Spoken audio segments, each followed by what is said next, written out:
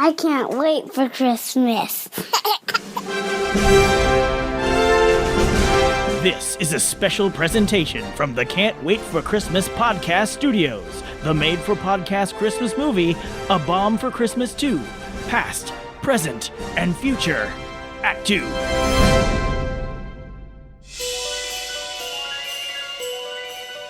Interior, Tracy's car, sunset. Tracy and the ghost of Christmas past sit in Tracy's car.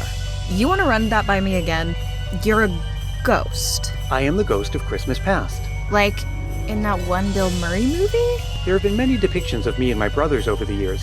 I prefer the version with the guy from Star Trek. Okay, but what are you doing here? I'm with the Christmas Initiative. I'm here to help save your partner. Then let's go to the airport. There's no point in going to the airport. Her plane has already taken off. Besides, you're a detective. You know sometimes before you can go forward, you've got to take a few steps back. The car lurches into reverse and speeds backward down the road.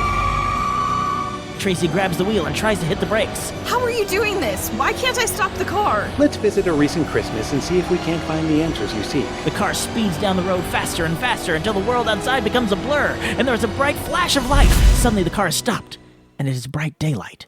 The ghost of Christmas past gets out, followed by Tracy.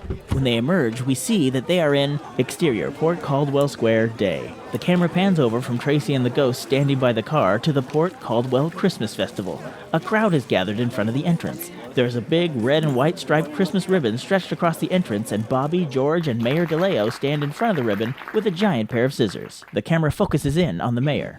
The Port Caldwell Christmas Festival has been a tradition for as long as I can remember. It celebrates the best in us. We're in Port Caldwell? Your partner's hometown. And it's daytime again? Yes, we've traveled back to last Christmas Eve. What do you mean last Christmas Eve? The day you, your partner Holly, and that football player you find so attractive stopped a bomb from going off near the Port Caldwell Christmas Festival. How could we possibly... Oh, hold on. Who told you I find Joe McCringleberry attractive? Let's just say I noticed things about... Actually, forget I asked. What I really want to know is, if you can time travel, why not just take me back a few hours to Warren Holly? That's not how this works. These are but shadows of the things that have been. We can't change anything. We are just here to observe. Why would we need to observe this? We already know how this ends. There's a bomb in the tree topper, Holly hung out of a helicopter to grab it, and McCringleberry kicked the bomb away from the festival. But right now, in the present, Holly is on a plane and she's in danger. Do you know the full story of what happened last year? Okay, when you ask a question like that, I kind of feel like maybe I don't.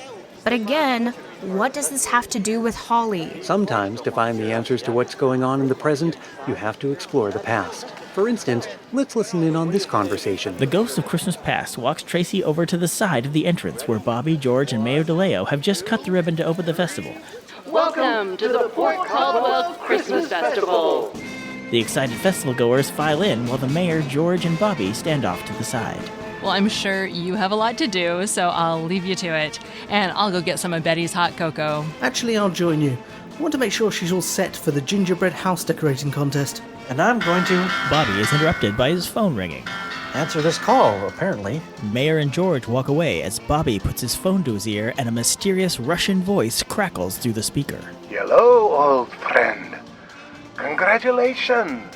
You have done your job so well. Thanks?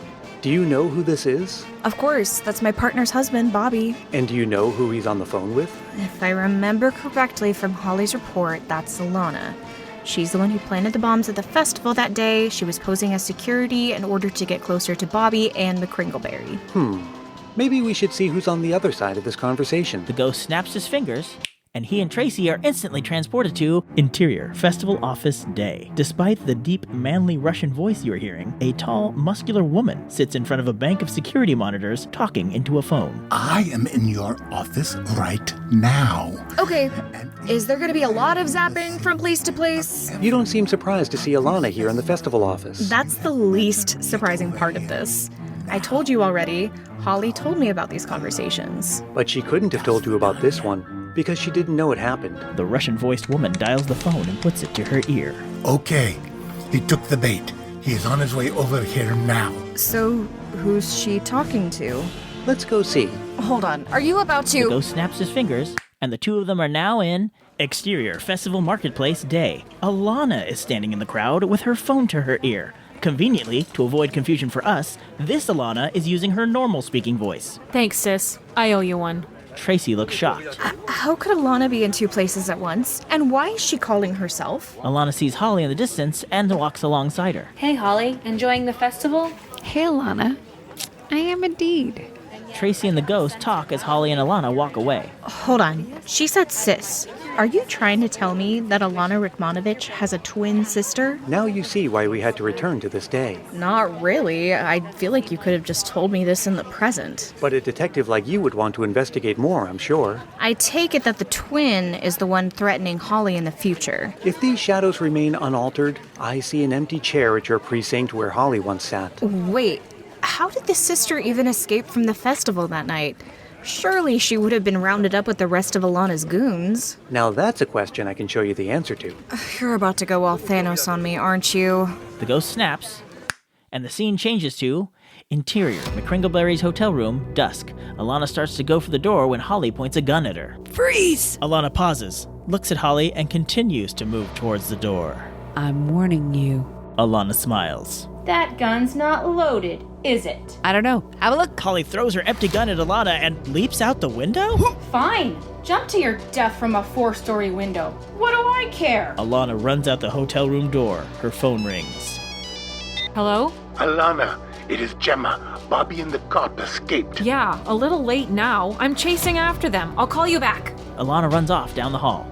But she never did call back, did she? No, she chased them up to the roof and ended up falling to her death. I guess that's the end of the story, right? No, we still had to get rid of the bomb. Ah, yes. Please tell me you're not going to snap us to the helicopter. What's wrong with the helicopter? One of the major things I learned last year is that I don't like helicopters. It was my New Year's resolution to never be near one again. Fear not. The ghost snaps, and the two disappear. The camera pans across the hotel room to the window Holly jumped out of. Suddenly, her hand reaches up from below. Cut to exterior, just outside the festival, night. Holly, Alana, Bobby, McCringleberry, and Captain stand in an empty field with a helicopter and a bomb. Okay, it's getting down to crunch time. Options? There's just not enough time. There's no way to defuse this thing. Is that me? Yes, this is a few minutes later. Right. Alana had already fallen off the roof, and we'd grabbed the bomb from the top of the Christmas tree, and we brought it to the abandoned field. But it wasn't abandoned for long. No, a bunch of McCringleberry fans came rushing over, so we had to get the bomb out of here, and McCringleberry managed to kick it all the way over to the abandoned festival office. Abandoned? Are you sure? You mean the sister is still in that building? Quick, you gotta snap us over there. He's about to kick the bomb. I assumed you'd want to stay and watch that part. Look, matchmaker of Christmas past, we don't have time for this. We literally do. I've been manipulating time since we got here. Fair point. Holly grabs the bomb and holds it on the ground like a football. Joe looks back at the crowd closing in, down at the bomb, and then at the building. His eyes narrow and he takes a few steps back. Then he takes 2 long strides and kicks the bomb as hard as he can. They all watch the bomb fly through the air, heading towards the building. The bomb crashes through a window in the building, and the building erupts into a giant fireball. The ghost snaps his fingers and we cut to Interior Festival Office Night. The building is coming apart around Gemma. She is running as the walls and ceiling crash around her. She jumps through a window just as the building collapses. As the smoke clears, the ghost and Tracy stand next to the rubble. There's no way she could walk away from that. Not for an hour or two, but we don't have to wait that long. See? Time speeds up and the firefighters arrive on the scene. We watch them put out the blaze in high speed. Time returns to normal as they start searching through the debris. As they are focusing on one area, Gemma climbs out of another, bleeding and bruised. She lived? Gemma limps away from the rubble, unseen by the firefighters. Tracy and the ghost follow. After a while, Gemma passes an electronics store with TVs in the window. Channel 5 Action News' Gern Blanston is giving a report from the festival. So that was a Christmas Port Caldwell will never forget. To recap, the old building and loan office lies in ruins tonight after a bombing was thwarted by a combined effort of local police and the Seattle Police Department.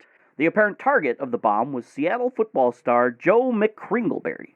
Although there are a few minor injuries and a lot of shaken-up festival goers, officials say the only casualty was the bomber herself, former Seattle restaurateur Alana Rikmanovich. No! You'll pay for this. One day, you'll all pay. Okay, that seems like a pretty clear motive. Where is this Gemma now? That sounds like a question about the present, which is not my field. Fortunately, my brother will be along shortly. We don't have time to wait for your brother. We have to get to... Tracy's interrupted by the sound of a honking horn, and she turns around to see that she is back in her car. Interior, Tracy's car, sunset. Tracy takes a moment to look around and sees she's back where she started, but now she's alone in the car. The car behind her honks again, and she speeds off. I gotta get to the airport. I think you're forgetting that where you need to go is the football stadium. As Tracy screams, the car swerves a bit. She rights the car and then turns around to see the ghost of Christmas Present, a guy dressed in green robes bordered in white fur who resembles a stylish Santa Claus sitting in her back seat. Who are you? I'm the ghost of Christmas Present.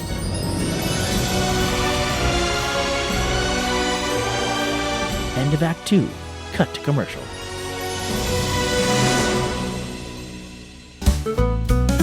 This presentation of A Bomb for Christmas 2, Past, Present, and Future, Act 2, was brought to you by Christmas movies.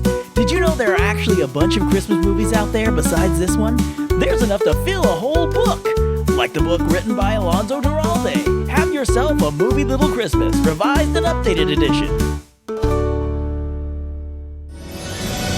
A Bomb for Christmas 2, Past, Present, and Future, Act 2, was written, directed, and produced by Tim Babb, and starred Kiki Cronin as Tracy Chabert, Emily Sherb as Alana and Gemma Rikmanovich, Jeffrey Cronin as the Russian voice, Justin Dinger as Gern Blanston, Danelle Babb as Holly McTiernan, Brendan Sherb as Bobby McTiernan, with special podcaster guest stars.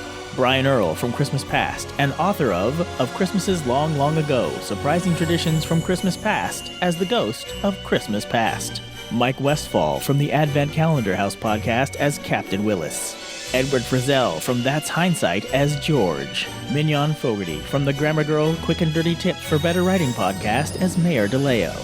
Noah from the Tancast podcast as Joe McCringleberry. And Alonzo Duralde from Linoleum Knife, Maximum Film, Breakfast All Day, and Deck the Hallmark, and author of Have Yourself a Movie Little Christmas, revised and updated edition as the ghost of Christmas Present. Multiple sound effects in this production were sourced from freesound.org and used under an Attribution Non-Commercial 4.0 license.